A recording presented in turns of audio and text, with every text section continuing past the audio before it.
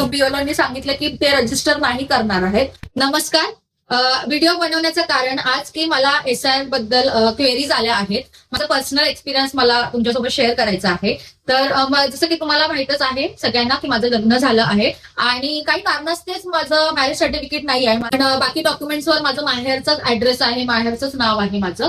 आणि जे एसआरच्या फॉर्म बद्दल मला म्हणायचं की मी काही दिवसांपूर्वी एसआरचा फॉर्म बीएलओ कडे सबमिट करायला गेली होती. तेव्हा सबमिट झाला, त्यावेळी त्यांनी मला कुठल्याही प्रकारच्या अशा गोष्टी सांगितल्या नाही की शिफ्टेड मध्ये येईल.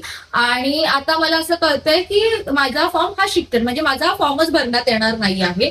तर मला काही क्वेरीज आहेत ज्या मी नोट डाऊन केल्या.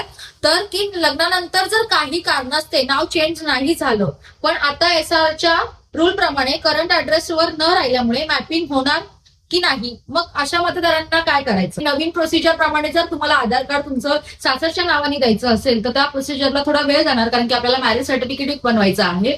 तर मला कळत नाही आहे की माझं म्हणजे मतदान यादीमध्ये नाव कसं राहील. कारण ज्यांना कुणाला एसआर बद्दल माहित आहे त्यांनी प्लीज मला कमेंट करून सांगा की नक्की काय प्रोसिजर आहे. म्हणजे मी माहेरी पण मॅपिंग करू शकत नाही आणि मी सासरीही नाव नोंदवू शकत नाहीये. तर अशा वेळी आमच्यासारख्या स्त्रियांनी किंवा जी लोक आहेत ज्यांची थोडे प्रॉब्लेम्स आहेत त्यांनी काय करावं?